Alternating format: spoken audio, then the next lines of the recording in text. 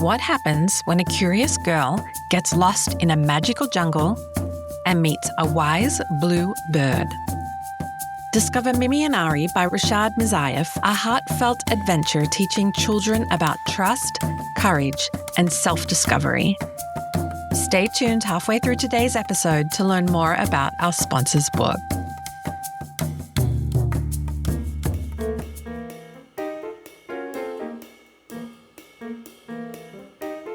Hey everyone, I'm Bianca Schulze, founder of the Children's Book Review, and this is the Growing Readers Podcast. Today we have a conversation that's brimming with ancestral wisdom, creative collaboration, and the kind of hope I think we all need right now. I'm thrilled to welcome back Nyasha Williams, joined for the first time by her creative partner and ancestral soul sister, Sidney Rose McCall. Together, they're the co-authors of Once Upon a Kwanzaa, a luminous picture book that reminds us how the 7 principles of Kwanzaa can guide us toward more communal, abundant, and joyful ways of being, not just during one week in December, but every single day.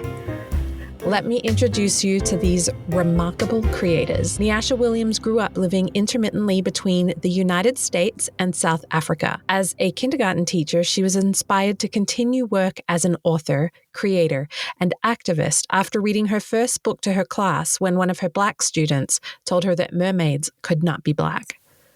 Williams kickstarted her first picture book, What's the Commotion in the Ocean?, starring a Black mermaid who spreads a message of marine conservation. She is the author of 4 picture books with Running Press Kids, including the best-selling I Affirm Me, and is the author of RP Studios' Black Tarot, as well as a board book series with HarperCollins.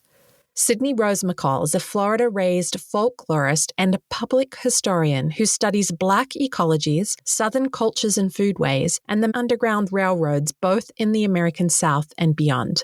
After serving as a student docent at the Hurston Museum in historic Eatonville, the hometown of Zora Neale Hurston, author of Their Eyes Were Watching God, she now serves as the academic committee member for the Zora, Festival of the Arts and Humanities. Although she is currently writing and researching in Virginia, Orlando remains her hometown where she enjoys spending time with her extended family and the many fur babies in between.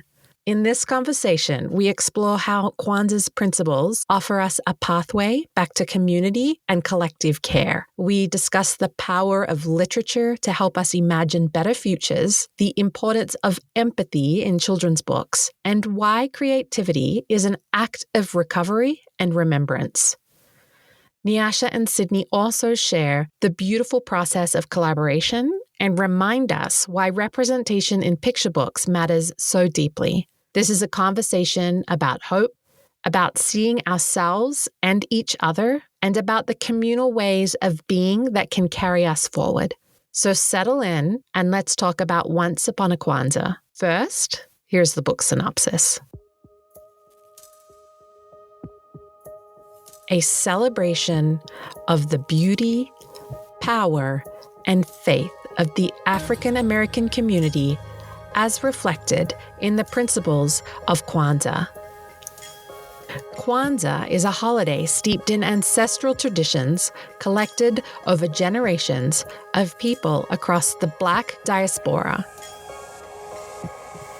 Once Upon a Kwanzaa introduces communities of all colors to the interwoven history and lived experiences connected to this time of year when families and loved ones gather to celebrate, share, and reimagine the past, present, and future. Soya Cloud's stunning artwork showcases 7 different BIPOC families and highlights how different peoples of the diaspora can celebrate in their communities, from setting the table and lighting the kinara to sharing meals and gathering at events. The book includes a glossary and pronunciation guide.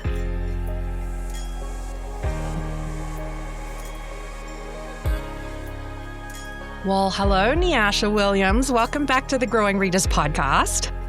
Thank you for having me again. Excited to be here with the co-author this time. I know. Do you want to introduce your co-author? Sure. So this is Sidney. We have actually never met in real life, but we are deeply ancestral soul sisters and So much magic has unfolded in our connection. We actually met through adult adoption community online. While Sidney is not an adoptee, they are a deep troublemaker in that realm and very much a co-conspirator because we need adoptee voices to be heard. So we love Sidney. We have so much magic cooking. So excited to be able to talk about one of the projects that has been born and birthed into this world. I love that. Well, welcome, Sidney Troublemaker. We're so glad to have you. Thank you so much for having me today. Excited to be holding space and to see Nyasha's face again. Sidney, since it is your first time on the show, I want to start with you with this question because it is a question I've asked Nyasha before. What's driving you and guiding you in creating children's books right now in this moment? Ooh, what a delicious question. So I know for myself, one of the reasons I am attracted to children's books and drawn to children's books is because so often people think that things like children's books or cartoons even are only for very young people. But what we often find in some of the most amazing children's stories, whether they're digital, whether they're visual, whether they're illustrated, or whether it's just a book with no pictures, which we know some older children's books are like that. They are not just for children. They might be accessible to children, but some of the best stories that I grew up with and still go back to as an adult are, in fact, children's books. And I think there is kind of beyond the myth of children's books being very innocent, children's books can handle challenging topics. They can handle powerful topics. And especially, they can help us as young people and grown people as well deepen our empathy, deepen our understandings about each other, and also want to be better and manifest better things in our world. So that's what fills me with joy when I think about children's books and why I think it's important, especially right now, to really be amplifying them in our world.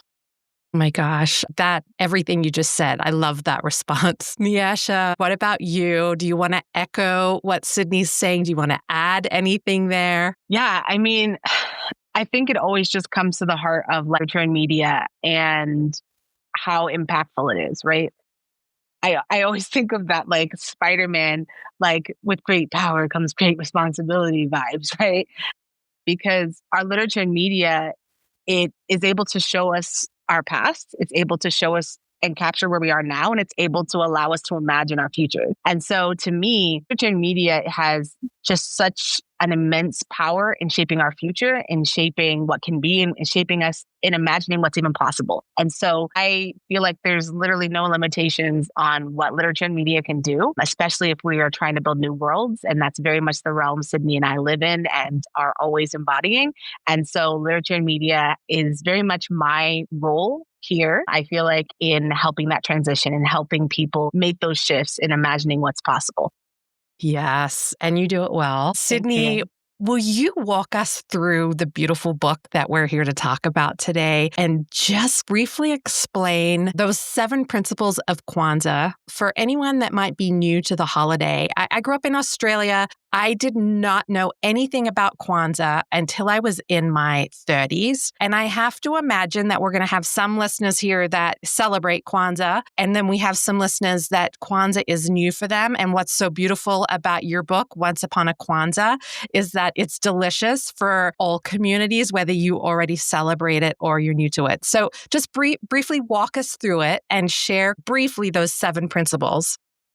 Absolutely. And this might just be the friendly neighborhood historian in me talking, but I am so very excited to talk to people who have no idea what Kwanzaa is, or they've heard the word before. They might have seen the Arthur special that I think took place back in the 2000s, where one of the characters, they were going through all the different wintering holidays, and they had a whole little song about Kwanzaa. But for a lot of people, they might not be familiar with Kwanzaa, which is not unusual, in part because Kwanzaa is a very young holiday. It's a holiday that came of age in the 1960s. Some of us were not even a thought in the 1960s, but for some of us, that's not that long ago. And so Kwanzaa is a cultural holiday that is rooted in the African American, Black diaspora. One of the first holiday gatherings was out in Los Angeles, California in the 60s.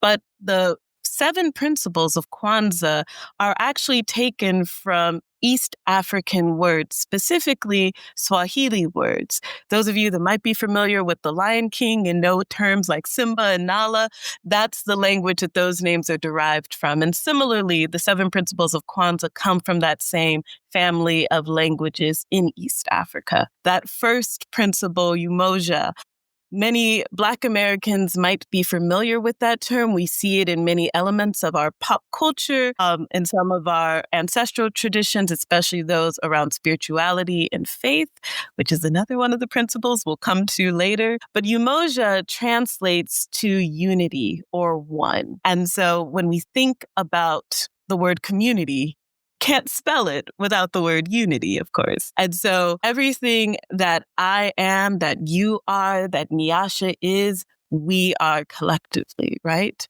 Everything that we are is because of those who came before us, all the good, the bad, the in-between, all the things that have yet to be discovered. That is Umoja. Now, the second principle is a bit of a mouthful, so I'll say it slowly before I get flavorful with it. But that word is kujichagulia.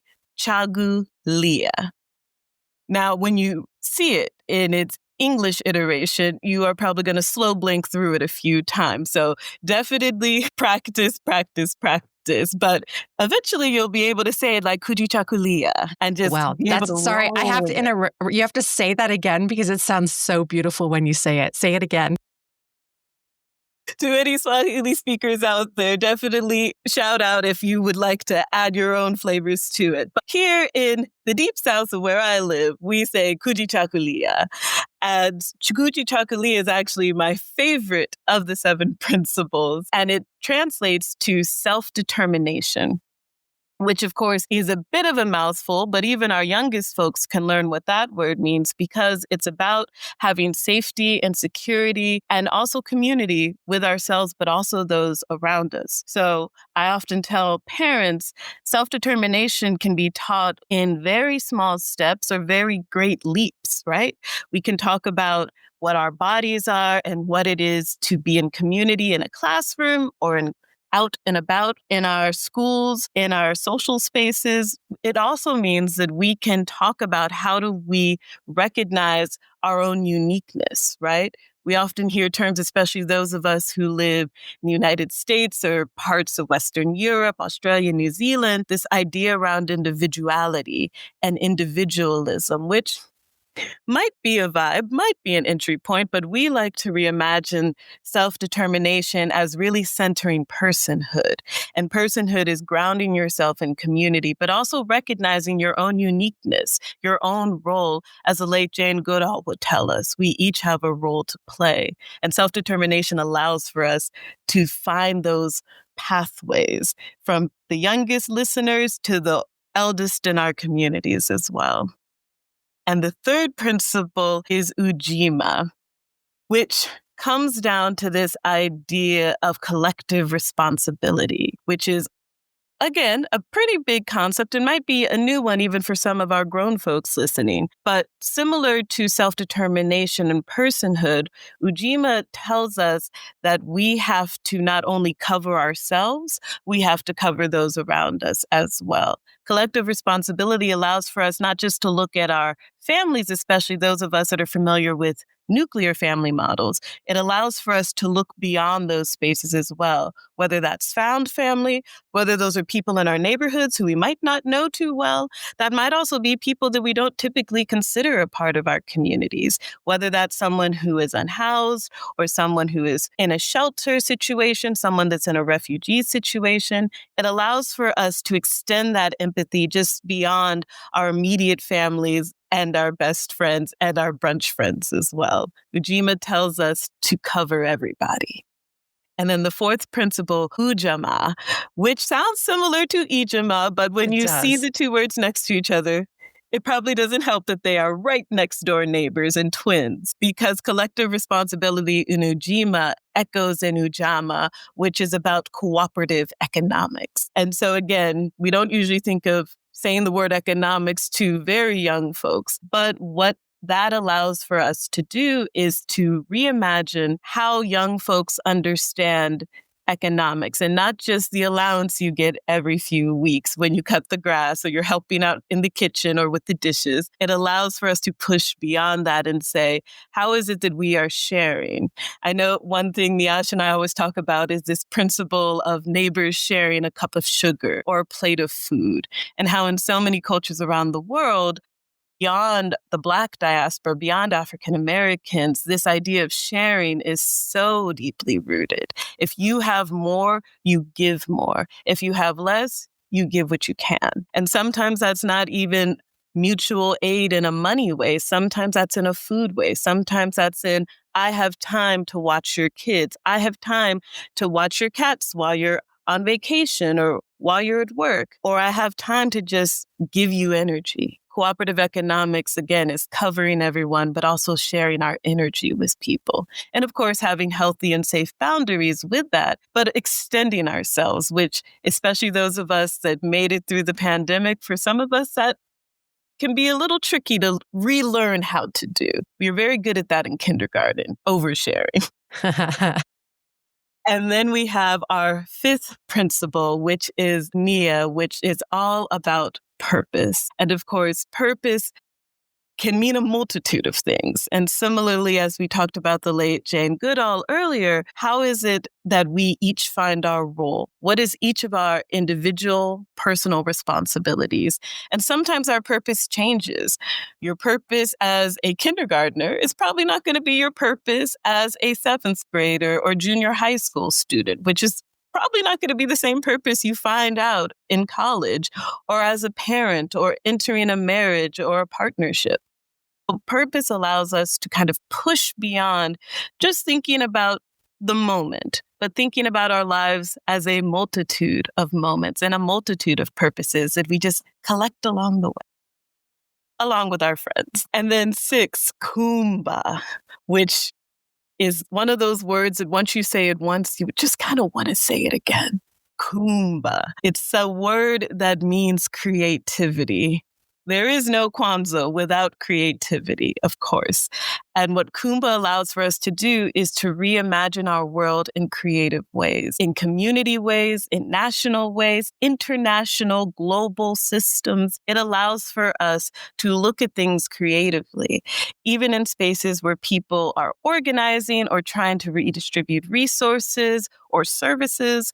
Creativity is so essential. When we think of those moments in history where people were pushing for change or trying to bring people together, creativity was essential for that process, for these movements and moments. And so creativity allows for us to take our drawings, to take our music making, our dancing, even just our daydreaming to a whole new level. And of course, children's books are a great entry point into Kuumba. Even if folks don't know it, you are engaging with Kuumba when you are watching these children's programs, when you are listening to music. That is creativity. It's doing something for you. And last but not least, number 7 is Imani, which is faith. And again, many of us, especially those of us who might have grown up in religious spaces, we might think of faith in a very two-dimensional way, where we're thinking about it in relation to church or a mosque or a synagogue or a meeting house. But faith in an ancestral term is about spirit. It is about your connective energies, not only with the peoples around you and the people well beyond you, but also with the natural world. Faith is about grounding us back in our environments, both our human environments and our very well and made natural ones. And so faith allows for us to reconnect not only with the people around us, but the people of the past as well. Thinking about our families, thinking about people who we don't even know their names. All of these people's creatures go into us and our communities. And that might sound a little bit like being a tree hugger. You do not have to hug trees. It does feel really nice, though. Yeah, it's But okay to hug a one of the tree. beautiful things about faith is that it also allows you to nurture hope as well. It allows you to nurture a joy of being here. There are always going to be things that are manifesting in our world. We are always going to be living in precedented and unprecedented times. But faith allows for us to also dream of a future, a better future, a fuller future.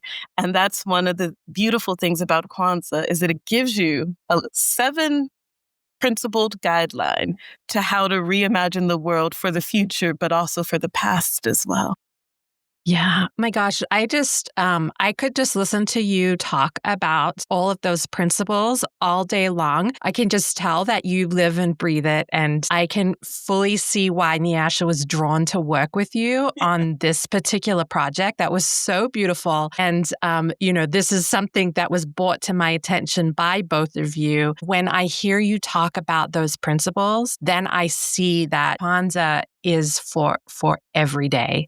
Like this is everyday living. It isn't just a way to celebrate a week, in every year. So just that was beautiful. But Nyasha, from that kind of media literature standpoint, do you want to just sort of describe how those principles are presented within Once Upon a Kwanzaa, the flow of the book? Yeah, I think Sidney covered the principles beautifully, as always. We talk about this daily. We oftentimes send voice notes to each other back and forth about how we're seeing the principles through relationships, through friendships, or where the principles need to be sat. Because sometimes people are not sitting in them and we're like, we need to come back home to this space. But basically, Once Upon a Kwanzaa, we wanted people to walk through each of the principles. And as we know, illustrated text or picture books are for everybody. So we wanted the words to really describe the principle, but we also wanted the visuals to be showcased.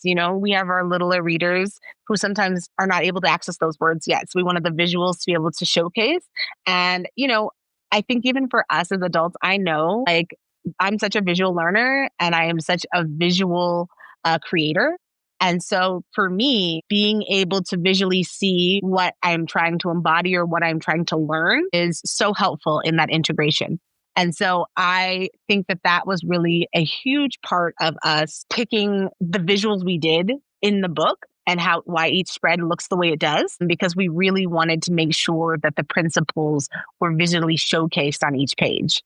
And so we're really, really happy with how that turned out. The beginning of the book really walks through what is Kwanzaa and what are the principles, and just talks through how do you even set up a Kwanzaa table? What is needed on that table to even get things flowing and going, right? And so the book has 10 different families, which that was a big one, but we wanted to showcase there's so many different families who are celebrating Kwanzaa, number one. And I think the other aspect of us doing that was because we wanted these families to engage, but also be from different areas and show what different practices in Kwanzaa can look like throughout these different weavings. And so some of these families engage with each other and interact and are connected, and some of them are independent. And so you kind of see all these different moving pieces through the families. We obviously had Black characters central to all the families because that is very important to us. And that's in all of my work, is making sure that Black bodies are seen in beautiful and caring and loving ways in my books. And so it's just this really beautiful flow. We do have an adoptive family in there because, in representation of my family and other families like that.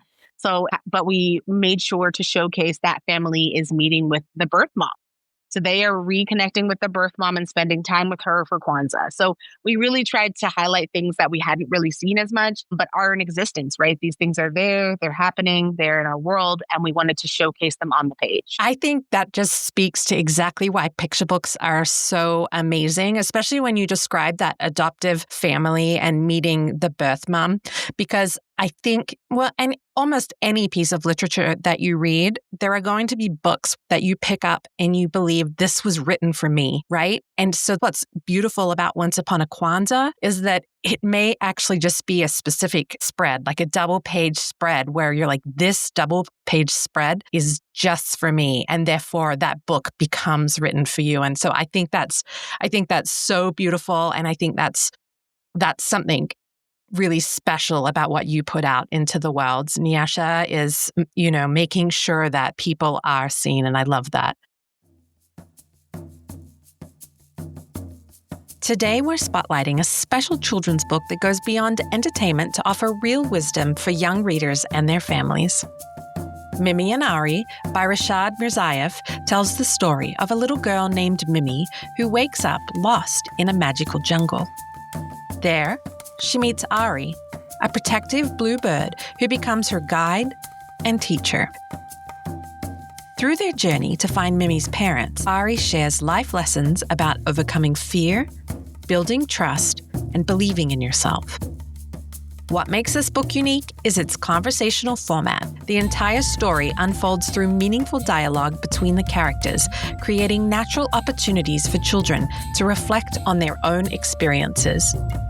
Along the way, Mimi meets a glowing ladybug, a majestic horse named Seema, and even a witty cat, each adding charm to this 74-page adventure. Author Rashad Mirzaeff, a father and entrepreneur from Azerbaijan, drew inspiration from real conversations with his own daughter, making this debut illustrated book both authentic and universally relatable. Mimi and Ari blends philosophy with vibrant storytelling, and you can find it linked in our show notes. Well, Sidney, you emphasize that Kwanzaa's principles are for everyone to learn from and celebrate when we sort of did a little pre-interview ahead of this podcast. And Nyasha, I know that one of your hopes is that listeners and readers will come to understand how the wisdom of Kwanzaa returns us to communal ways of being. Why do you each think we need the reminder about community and shared principles right now in this particular moment that we're living through? There's so much to say with such a simple question, but I think the best questions are the simplest ones because you can go so many places with them. I think this call to community, this call to Kwanzaa, to our community Kanara, is one that is very for the moment, but also has been, I would argue, for most moments. I think that community is something that especially those of us who are the grown folks listening in, remember what those pandemic years were like. For some of us, we were isolated. For some of us, we didn't see our loved ones, our beloveds, for months. I have friends that didn't see their parents for 2 years because they were worried about coming into contact with parents that were recovering or were immune compromised or were more elderly. And even today, we still move a little differently. I think collectively, we don't always think about what isolation, even if it's isolation for health reasons, can do to us. And I know for myself, and meeting Nyasha virtually was such a lightning in a bottle moment because again, we live on separate sides of the United States. I have been to Colorado once, and it was back when I was in 4th grade going to the Grand Canyon.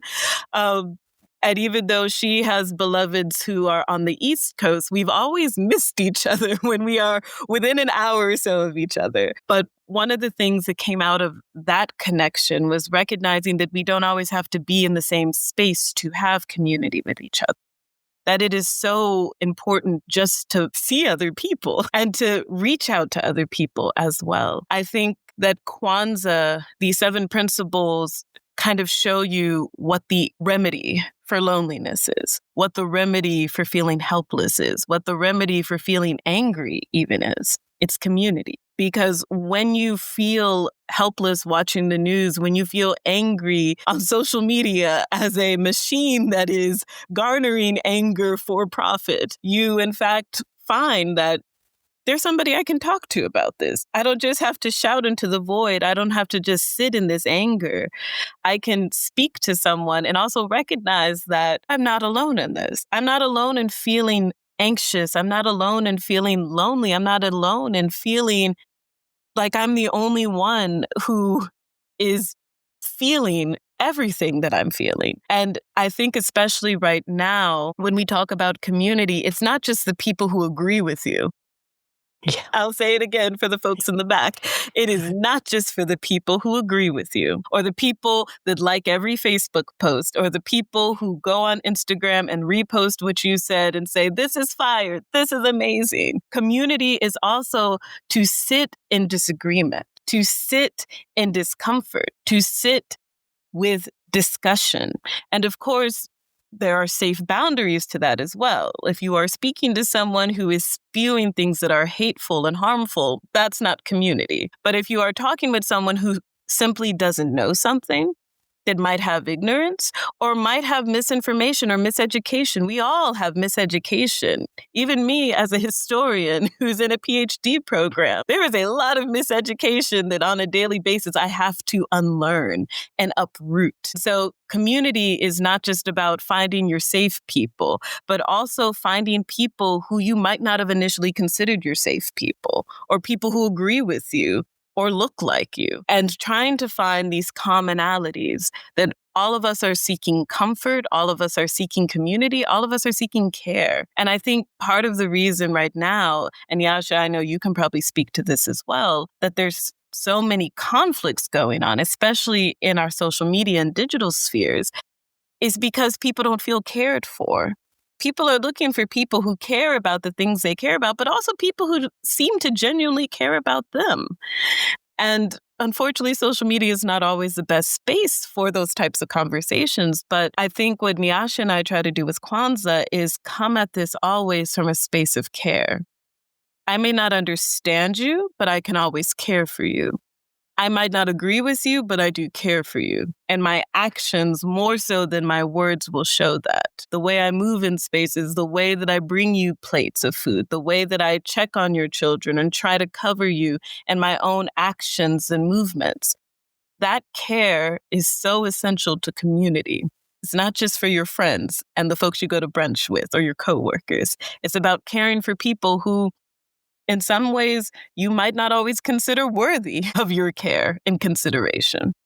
Yeah. I mean, just another argument for everyday Kwanzaa.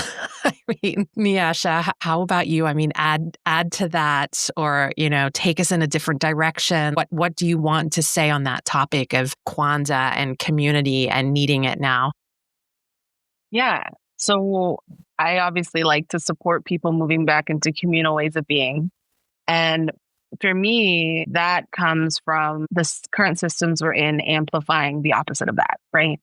So our current systems reward individuality, reward individualism, and reward and push out. And this is white supremacy, patriarchy, colonization, capitalism.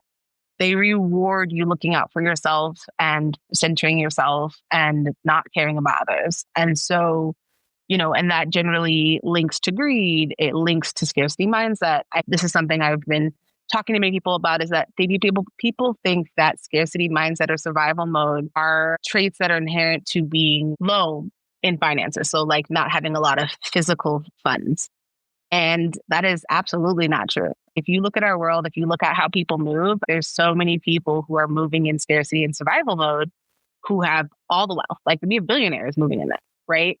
And so, the communal ways of being is this reminder that our systems right now, we don't have to live this way. We don't have to be moving in these systems. There's enough for everybody. It's the reminder of abundance that there is enough food for everybody to be comfortable. There is enough space. No one has to be in medical debt. All these things that we know are true that are not the ways that we're currently moving in. So to me, when I say with communal ways of being, I also like to do the extension of what Sidney talked about, of how the reminder that we are not separate from others around us, people, but we are also not separate from nature. Our faiths are intertwined. So in a really meta way, if you really want to think about it, but even just in a very scientific way, it's like the water system and cycle has been a part of us, and we've been a part of the water cycle. We are literally have been a part of that. So if you think about it in that context, we are so intertwined with nature, and it's we've forgotten this. How much time do people really go and touch grass and spend time outside and go talk to the trees? These things are important. I talk to my trees all the time. We have regular conversations, but it's one of these things where if you do not have that connection, it's much easier to make choices that are to our own detriment. And by extension, our communities, by extension, the neighborhoods, by extension, the countries, by extension, the world and the universe and the collectives, lack of betterment. And so it's about us coming back home to ourselves, rerouting, regrounding, and coming into the understanding that actually we're always intertwined, where our fates are completely interconnected. I think one of the simple examples I think of in the movie was, I love The Curious Case of Benjamin Button. And I think about that scene where the girl's leg breaks, right? But there's all these moments that happen for that to be possible. And they said if one thing would have shifted, she might not have had the broken leg. And so it's just this reminder of how, even if you don't see the direct, like she probably doesn't even know all the things that happened that led to her leg being broken, right? Like all those different things that happened. But it shows how every little thing we can do, even if it's the smallest thing, like the woman not having the package, the man taking his break on the taxi driver, having his coffee at that specific time, like all these things lead to other things. And so we forget how intertwined we are in other people's lives and we don't see it. And so it's just like, I think that slowdown, that pause and that understanding that actually everything you do does have a ripple effect, and kind of moving in that consciousness and the understanding that we are actually all impacting each other, and we're all impacting our planet, our water, and everything here. Yes, 1,000%. Well, why don't you take this moment to walk us through your collaboration process? And Sidney, you already kind of touched on this, but what it meant to work together on this book.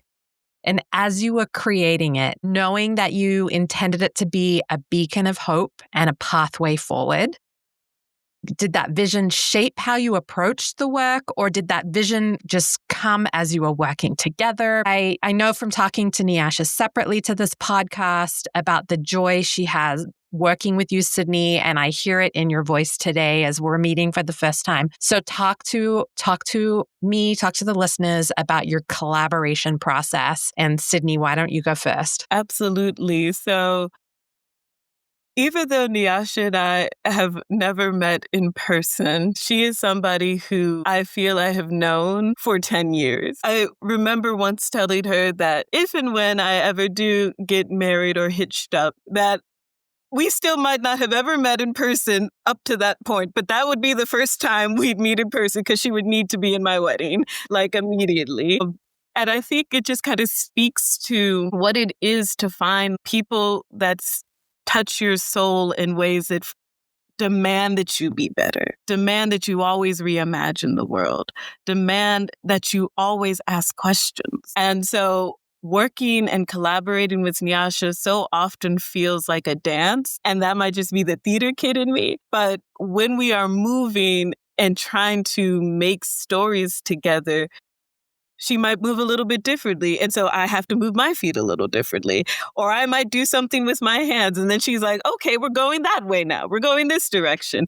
And so we are pulling and pushing on each other in ways that some listeners might say, wow, that sounds awful. That sounds ridiculous. I don't want to dance. But I think that's where the best collaborations come in, because we are always pushing on each other and challenging each other to think about these stories that might have a very simple message. But again, those simple messages have the deepest complexities in them. And I know from working with Nyasha, there's always a layer underneath the layer. And I know as someone who has worked on several things with Nyasha, that there's always another way to look at the story. There's always another angle that we can explore, that we can manifest. And so in this story, Once Upon a Kwanzaa, it feels like we've worked on Once Upon a Kwanzaa again for 10 years, and it hasn't even been year one fully of our book. But one of the things I know we were speaking to at the beginning was at this kind of tail end of the pandemic, we were starting to see a lot of celebration around Black cultural elements, especially Black holidays like Juneteenth, which is the much commercialized Emancipation Day of Texas, which signaled the end, not the full end, but the partial end of slavery in the United States.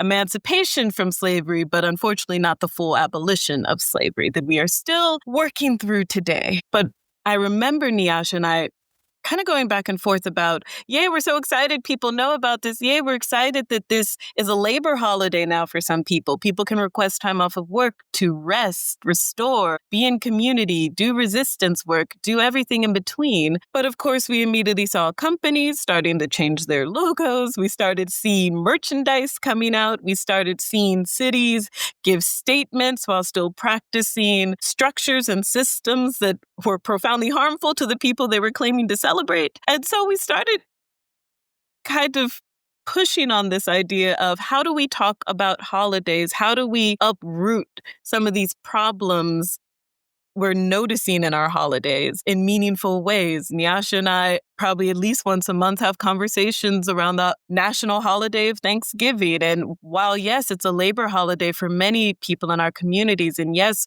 while it's a time to gather and take time and fellowship, it's also a period of mourning for many people in our community, both Indigenous people, Black natives, people across diasporas and communities. This is not a time of just watching a parade and eating good food or resting on that day. And of course, we know there's so many people that still have to work on that day anyhow. And Kwanzaa seemed like such a natural solution. Having a holiday that isn't just about fellowshipping and disassociating from all the problems of the world, but bringing those problems into community spaces for us to solve and find solutions together. So similar to how Nyasha and I collaborated, I think Kwanzaa at its core demands collaboration. It demands that you not only talk about what's going on with the kids and what's going on in our home, our family, our house. It also is asking what is going on in the community, in the neighborhood, in the county, in our district, in our region, in our state, in our part of the world, in other parts of the world, and how they're connected to what's going on here.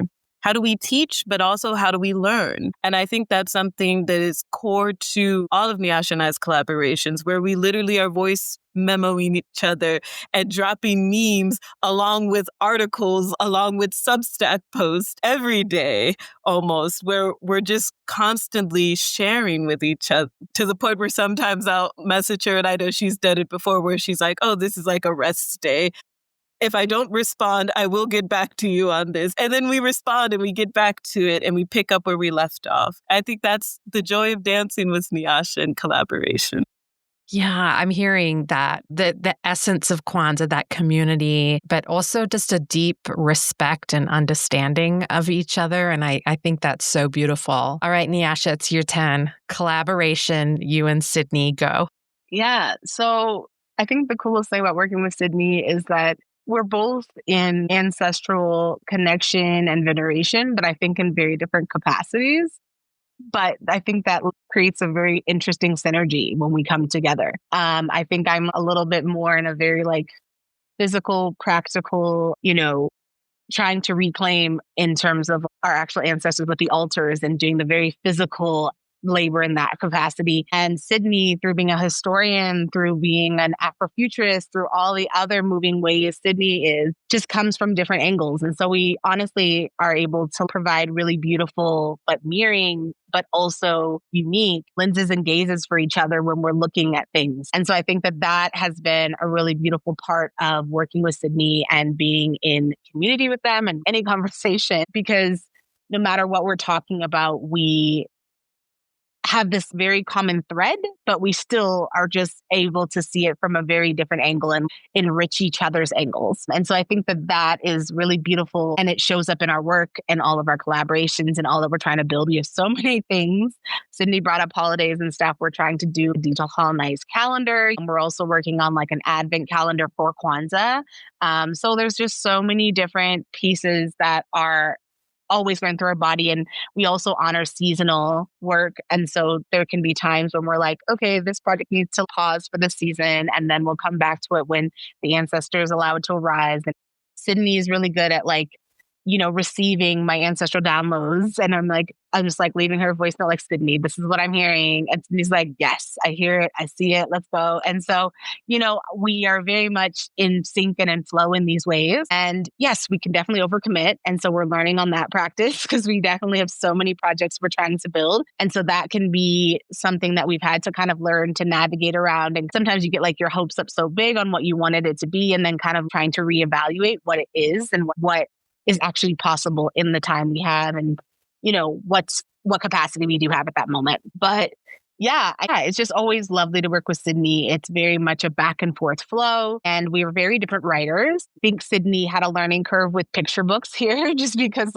Sidney is working on these long, huge novels. And so that was just like a shift in terms of how we're structuring and writing and language. But I don't think anything from Sidney cannot be lyrical. Like Sidney is so rich in language and description that like just naturally flows so deeply from their body. And I feel like in working with them, I'm growing even stronger in those realms, which is helping me as I'm writing bigger and longer novels as well. So I've always been one of those people that I know people will divide themselves as or niche themselves down as a writer or creative. And I feel like I've always been one of those people that's like, I don't care what you're working on. If we feel like it's a collab, let's collab, because I can learn from you. Even if you're writing screenplays and I'm writing a graphic novel, I feel like there's learning curves always that I can grow in. And so I'm always trying to allow that space, because I think we can learn from so many different people in so many different capacities when it comes to just, I don't know, everyone has so many different ways that they approach creativity. And I think it opens our brains. It reminds us that the universe is multiple choice. I think that's why I love creativity so much. It reminds us that the universe is multiple choice, and it allows,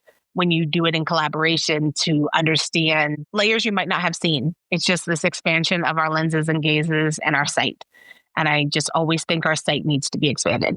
I will say one thing that Nyasha said that just made me, even though I've been smiling the whole time, it just made my dimples dimple all the more, was just how you talked about both of our skills and how we play on each other's strengths, but also how we challenge each other to keep growing. And working with Nyasha is, I think, the closest thing to recovery work that some people can get to in relation to creativity. Her creativity, her ethos is an act of recovery. It is an act of restoration. It is an act of remembering, because whether we're talking about collaging, whether we're talking about exploring painting and music, whether we're talking about doing podcasts together, or talking about the history of music and what that means when we are consuming music of pop stars and celebrities. Everything is a creative process where we are not just talking about what's going on in the present, but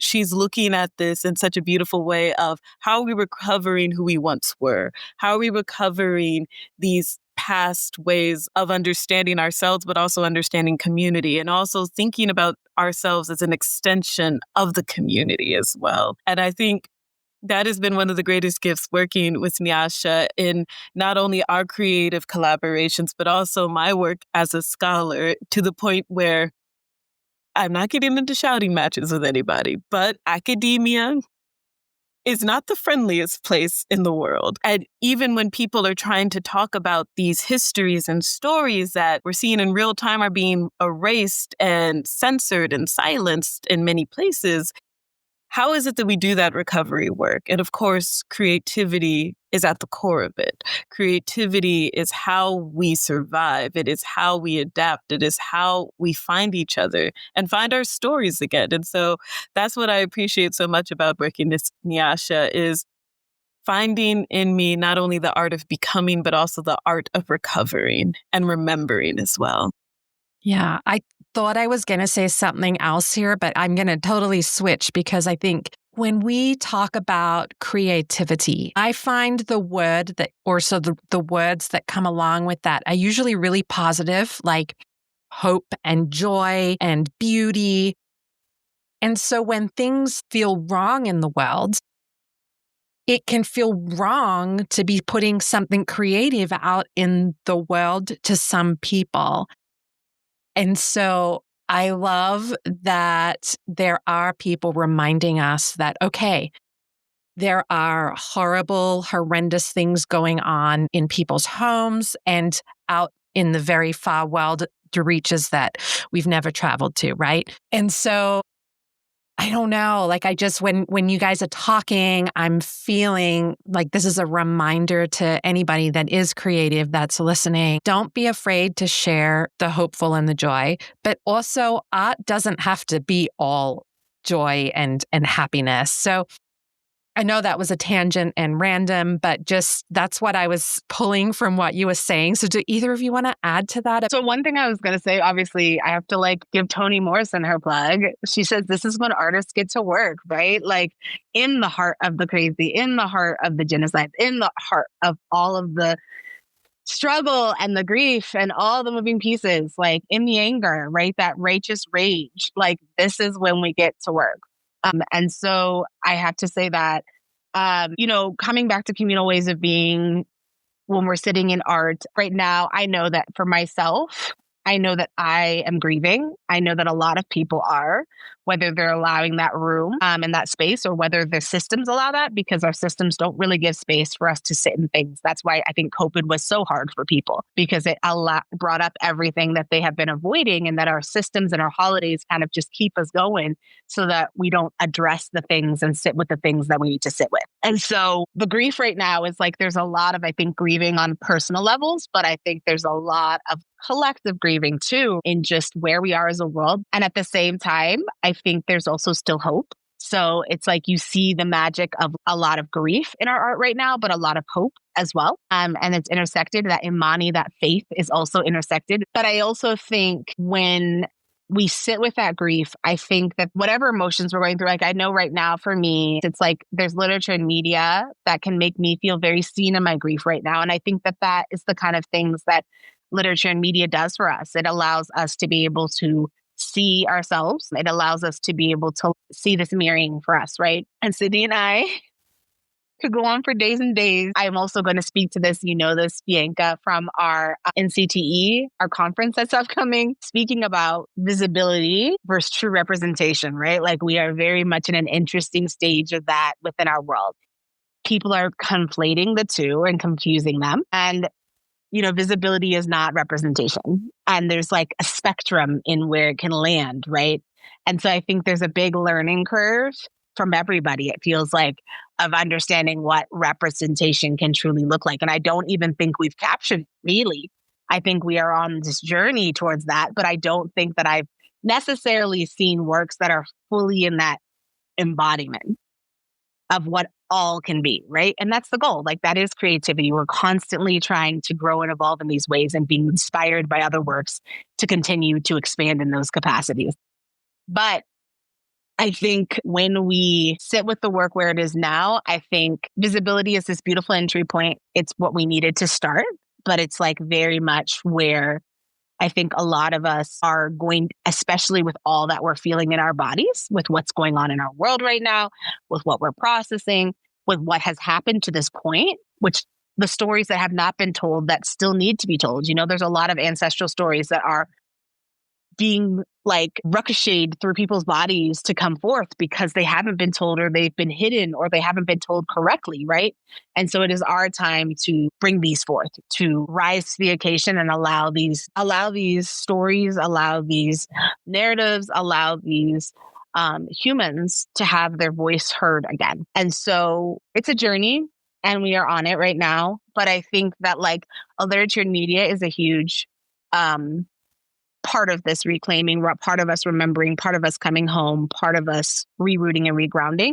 So creativity and literature and media are central in all of that. And I think we're going to need more and more that's going to allow us to see ourselves in a true capacity, not just visibility, but true representation because of all that we're experiencing and having to make room for in our current state of being. The word that has been coming up in my brain a lot has been the word spiraling.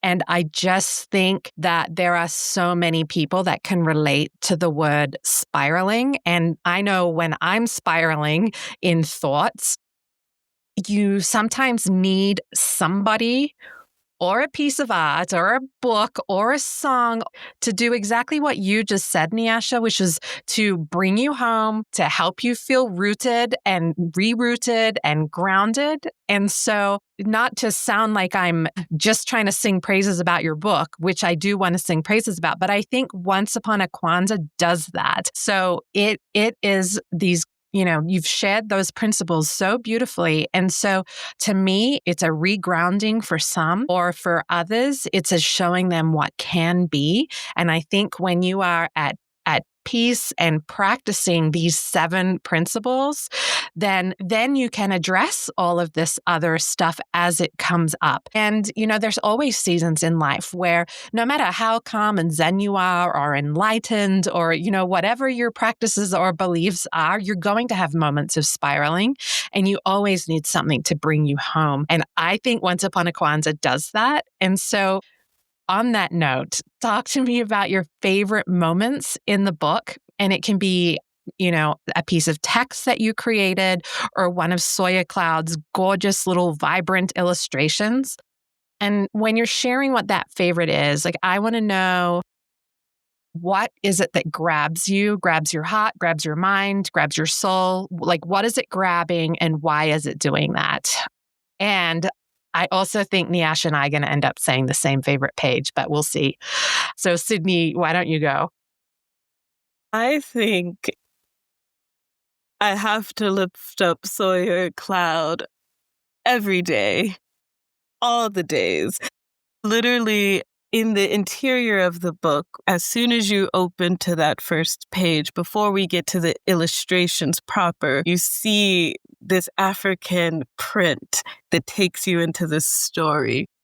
I cannot tell you how many aunts in the last few weeks have called me asking if there is a way for them to turn this into wallpaper, into packaging paper, into a quilt. One of my relatives who I'm in community with, one of my play cousins, literally said, I want to make this into a quilt. There's just something that's really joyful about, even before we get to the pictures of the children and their everyday adventures and how Kwanzaa is manifesting with them, their parents, the community adults around them, that she saw that print and felt so immediately connected to it and so excited about what was on the next page. I think working with Sawyer was such a dream because there was so much that Nyasha and I put into crafting these 10 families, having families that had children, having families that were child-free, having families where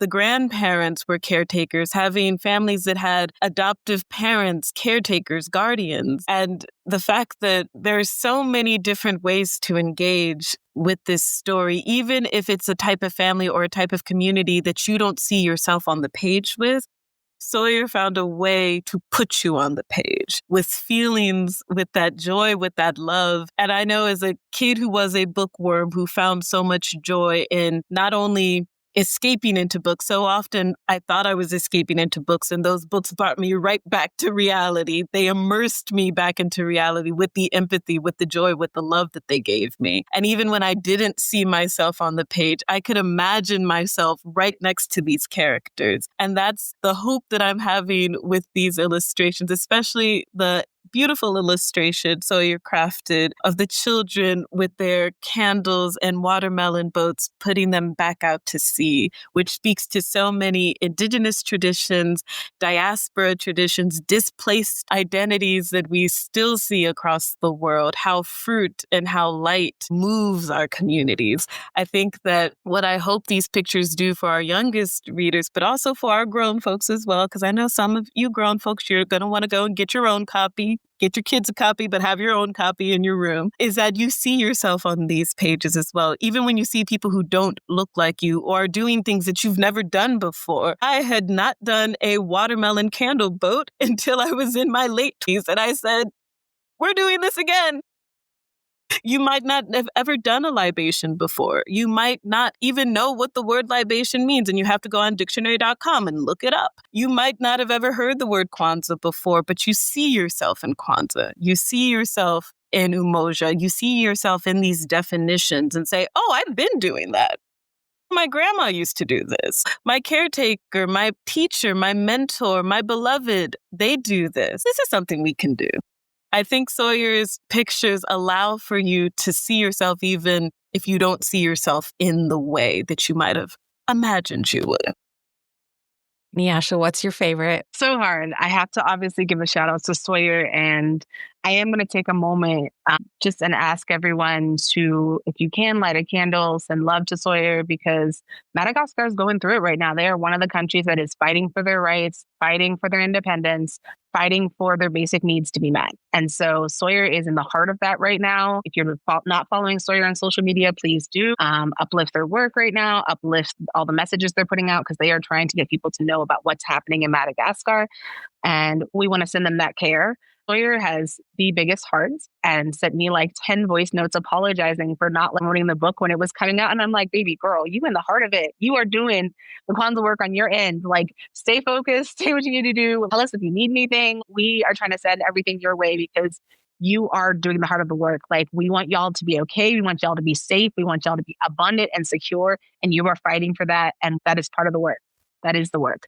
So just trying to send her all that. And so if you can light a candle for her, that would be in love, because they are going through it on that end. I'm glad you shared that, Nyasha. Thank you. Yes. And so Sawyer, I'm really lucky. This is my third book Sawyer's done with me, and they've always just complimented so deeply on the work that I give to them for them to illustrate. And so I've been so blessed for them to see me in that way. Being from Madagascar, Sawyer also didn't know about Kwanzaa. They don't know about a lot of the texts and books, like even they did Saturday Magic. They didn't know about hoodoo. So this is all new for them as well. So it's a big learning curve.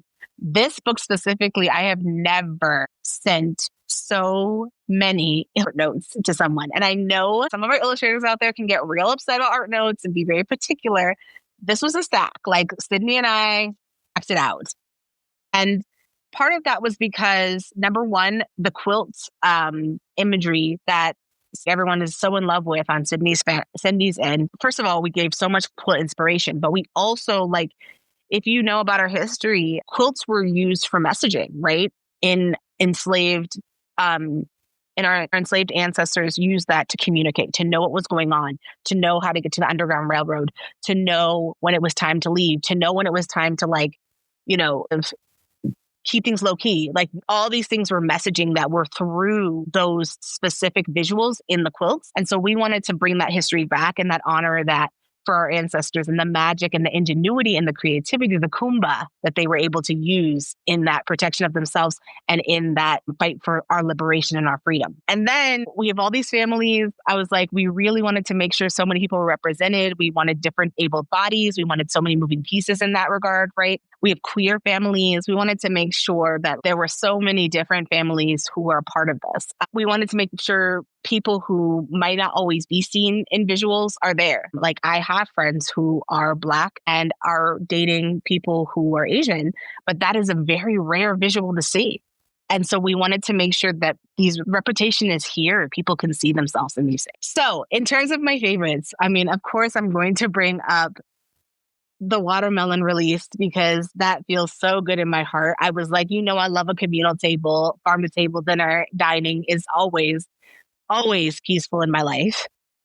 I love the watermelon boats. For me, the ocean is one of the deities that I work with, Yemaya. So then that's the offering you're giving Yemaya with the watermelon. So that felt very honoring to her. We've also got the moon. She's also embodied with the moon. So there were so many beautiful things.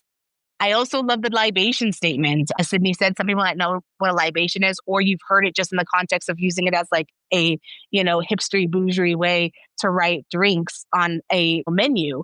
But there's so much more context to what a libation is. So understanding it from that deeper context and that deeper understanding, I think that I sit and think of movies where people are pouring it on the ground outside, or, they say for the homies, right? And there's more context to that. There's this much deeper understanding. But the libation statement felt really important to put out there in terms of all the people and all of the relatives and kin. When I say that, those are that relatives and kin that are not always human embodied, right? Those are animals, those are our plant spirits, those are our elements that are also a part of us that we're also honoring in that. And then I would say, I love swimming. Water is my jam. So the kids learning to swim is always a vibe. And so the kids being able to swim and be in the water and be in that learning, I think is so important to me. I was like, I know that that's important for our community, because that is something that we need to relearn. We were barred from that. We have not always been able to have freedom in our leisure spaces in that way, or in that learning. And so I believe that is obviously, I'll often write to things that I call in that I want us to come back to, that I want us to reclaim, that I want us to re-embody. And swimming is a part of that. So that is very important to me. And I would say the last one is, again, when the kids are in the water with the ancestors in the clouds looking over them, the Belagici family. Yes. That's the page I had. Yes. I love that page. I was like, the ancestors looking over them, the family there. You've got the blue bottle tree. If you clock it, if you know, all those little details on that page that are just all part of the magic of the culture. And we really went into details about what they should be wearing and all the details about the clothing, because that's very important. And we wanted to honor the indigenous roots of those cultures. And so it was a really beautiful book to put together. And we're really happy that House Sawyer was able to visualize our site. I've said this a lot on the podcast, but I often will not be able to share, like a week or so after I've read a book, exactly what the book is about, but I can always share the feeling that I'm left from a book. And I would say, if I was to pick a word, that, like a feeling word, it makes me feel at peace. So I want to ask you both, and Sidney, let's start with you. What do you hope, and let's talk particularly about young readers right now, but what do you hope young readers will feel when they encounter Once Upon a Kwanzaa for the first time? I think there's so much I'm hoping for them. And a part of me also holds space to the fact that our youngest readers, our youngest dreamers, make us think of things that we did not even imagine as well. So I am particularly excited to learn from them what they see that I didn't even see in this story that we had so many art notes on and so many written notes on how we wanted it to flow together. But one thing that I am hoping that our youngest listeners and readers and dreamers can take from Once Upon a Kwanzaa is it teaches them a new way to nurture empathy. I think we often think of our books, especially as young folks, as growing folks, that we're trying to escape from something, which of course begs the question, what are we escaping from? And we know that there's things that happen in our home spaces that aren't always safe. There's things that happen in our classrooms and our faith spaces that aren't always safe. Things that happen in this country, in many countries, that are far from safe. And books allow for us to forget about some of those things that we're seeing, those dark clouds that are so hard to push away sometimes or push beyond. I always used to think of reading as a kid as a way to stop storms from happening. Even if I knew the storm was coming, even if I knew that there were scary things happening outside, I didn't have to remember that as a kindergartner, I had classmates that said they didn't want to be with me because of the color of my skin, that they didn't want to be my friend because they thought I was dirty, even though I took a nice bath that morning or the night before. I could look at these books, even if I didn't see a character that looked like me. I saw a character that felt like me, or a character that had an adventure or wanted to be friends with somebody the way I wanted to be a friend. But like I said earlier, when I was trying to escape, I found myself coming back out of the book because these books weren't just immersing me in this escapist fantasy world, even though I do love a good dragon book. I will say that. A good book on dragons, I'm there. But these stories also immersed me in empathy. It taught me how to be empathetic and how to love and care for people who look nothing like me. I think so often what we hear in some of our spaces today that are starting to trickle into our spaces for young folks who are hearing this from grown folks around them, from talking heads on the TV or on a podcast or two, that they hear that they're trying to indoctrinate or they're trying to force these things on our young people, when in reality, our young people, for one, are going to think what they want to think. Even if we tell them what to think, they have their own thoughts, they have their own dreams and fantastical kingdoms that are 200 pages long that we'll never know about. But they also are curious. Nurturing curiosity. If I had a question for my parents or the elders around me, Even if they didn't know the answer, they found the answer out. But also, I went and searched for answers as well. And I think empathy allows for you to do that in a way that is nurturing care, it's nurturing kindness, it's nurturing consideration. It's not always about understanding people. I think that's a mistake and a miseducated mistake that many of us adults think. I need to understand the history. I need to understand every angle. Or, oh, I need to understand the context. No, you don't. Not always. Sometimes it's helpful, but what is most important is if you move through it with empathy. And empathy isn't a passive word. Empathy is a word that requires active participation. It is a relationship that you are building. Empathy is communal. It means that I might not understand why you do what you do, or I might understand why you said that, or why you think this way. But beyond that, I recognize that as a person, regardless of all the labels and words that you attach to your body, that you are worthy because you are here with me, with us. And I think empathy takes us back down to that fundamental level that they are still trying to teach us on Sesame Street and trying to teach more adults off of Sesame Street, is that you cannot move this world without empathy. You cannot force new ideas, old ideas onto anybody if you don't try to meet them where they are. I cannot raise you to where I am if I'm not also recognizing where you are. I can't push you to do anything if I don't let you in a little bit. And, for adults, none of us like being told we're wrong. None of us like being called anything outside of our name. Some of us don't even like being called our names. But it's so important that even those of us that are in this good work and good trouble, that we start with our youngest people, teaching them empathy. And if we teach our young people empathy, they start to see the world differently. They start to see themselves differently. And they start to recognize they don't always have to see themselves to know that people who don't look like them, people who don't move in the same ways, manifest the same things as them, are just as worthy. We don't have to exist in pyramids with each other or in lines or in competitions outside of the Olympics, right? We can all be worthy. And just because we are all worthy, that in and of itself is enough for me to fight for you, for me to fight for all of us. Yeah, that's beautiful. You touched on so much there, and I feel like we could have a whole nother episode, and maybe we should someday. I mean, and right now, as we're recording this, and it will be past this when it comes out, but it's Banned Books Week, right? And there are people that are banning books for the most ridiculous reasons. And some of it is really hurtful, and some of it is just stemming from straight hatefulness, right? And so I feel like our job as authors, as illustrators, as publishers, and I have the job of being a book reviewer, and I consider myself a literacy advocate. And I think our job of all of those titles is that we open the door for readers. And then we get out of the way and we give them a space to explore that.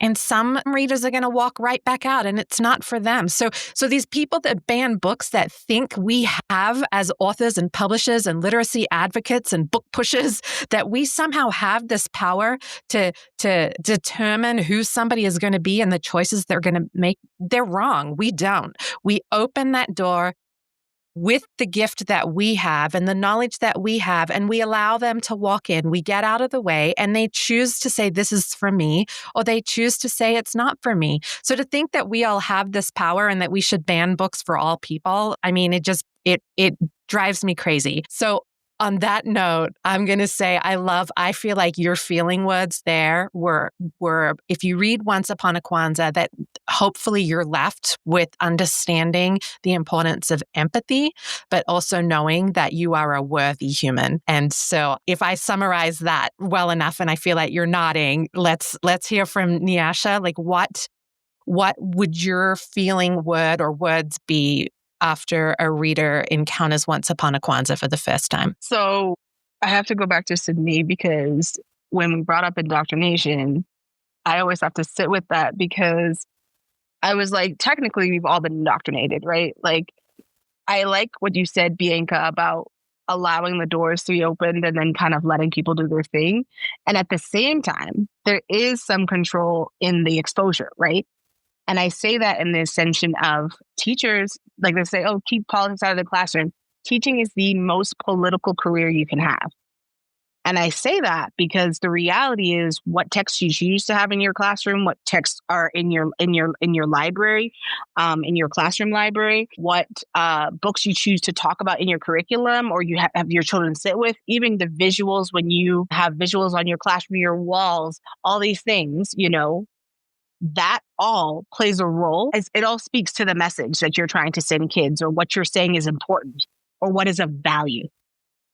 And so when we sit with all of that, I think there's this aspect of, there's a reason why the book bans are happening, right? Like we know this. There's a reason why they're trying to control the literature and media is because we know it has that power. And it has had that power for a long time. Like the amount of, as Sidney had voiced, the unlearning that we've had to do is because of all the indoctrination, right?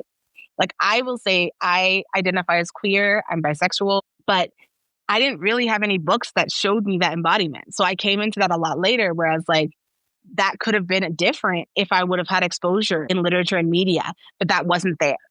And again, people seem to get very hung up in LGBTQA media, but the irony is that Disney is just like pushes straight stuff all the time, right? Like you have all these kisses and all these undertones all the time that are not undertones that are always there, right? So a lot of media is cartoons are constantly pushing relationships and that crush and that first kiss and those things in a straight context and a heterosexual context. But people start getting upset and having feelings when it's not under a straight context.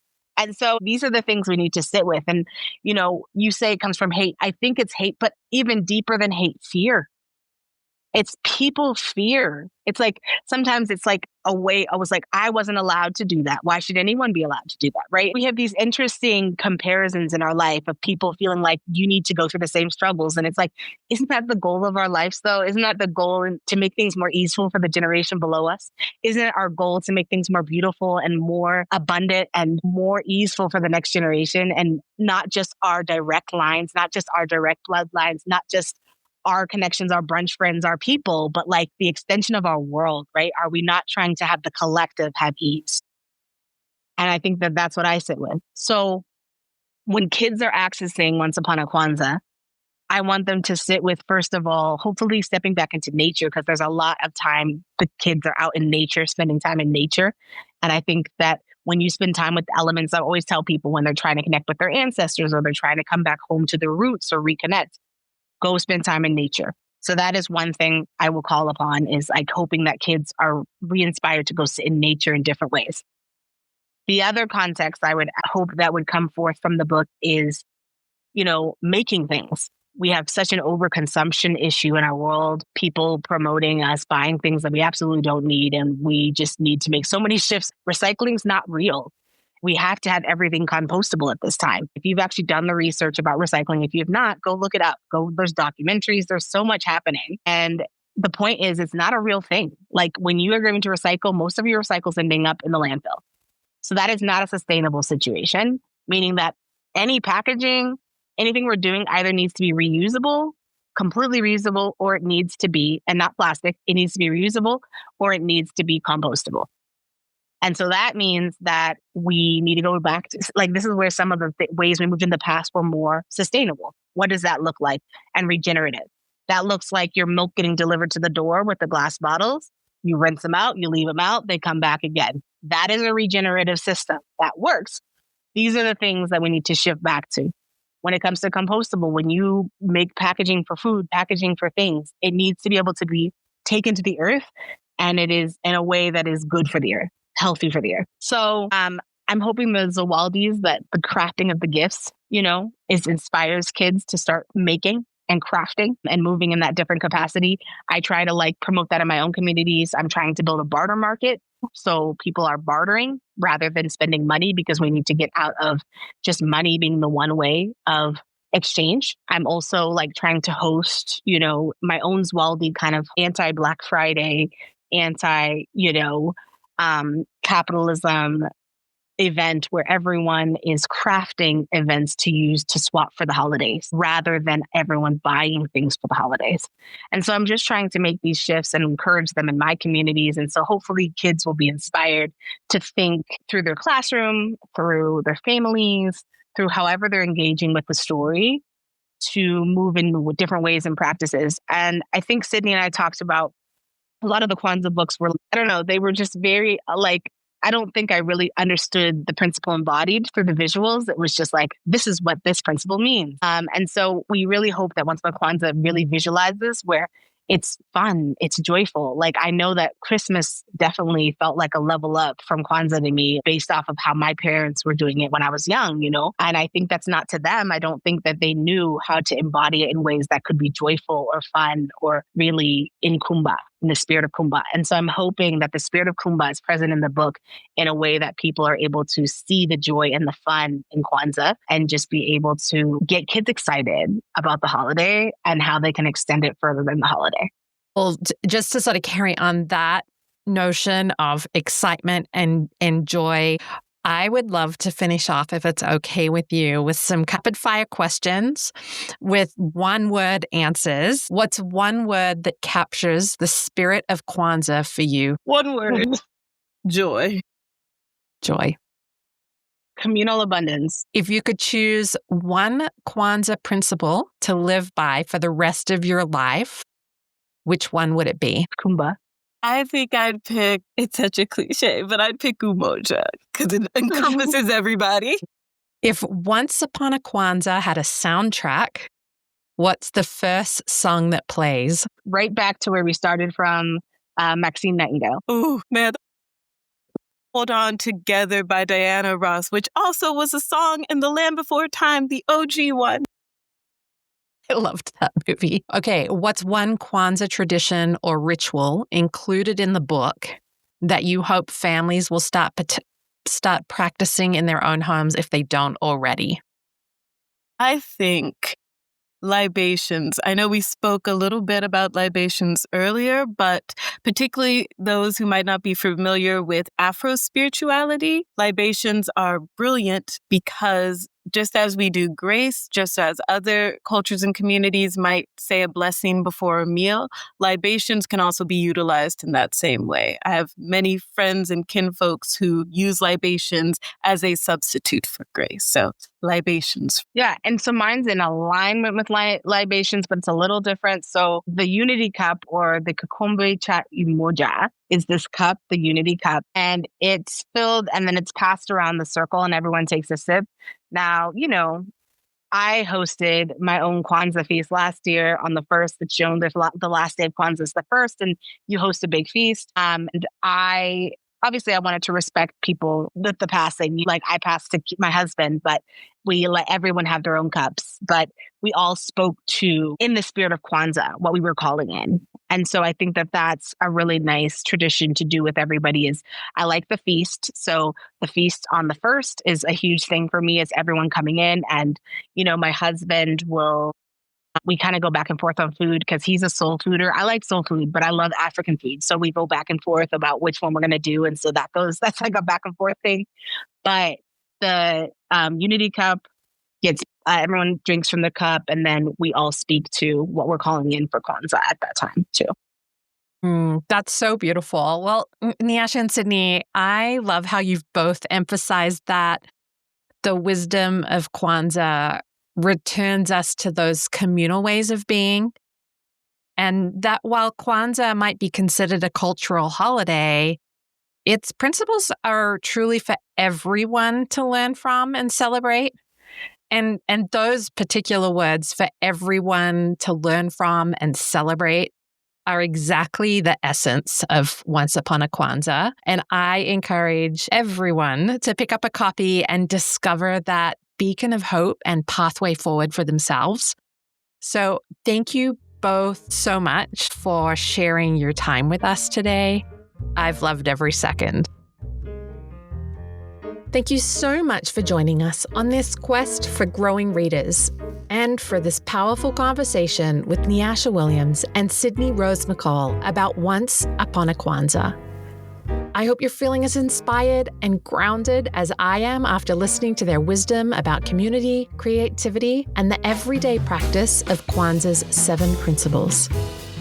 You can find links to both Nyasha and Sidney's websites in our show notes, along with links to order your own copy of Once Upon a Kwanzaa, whether that's for the young readers in your life or for yourself.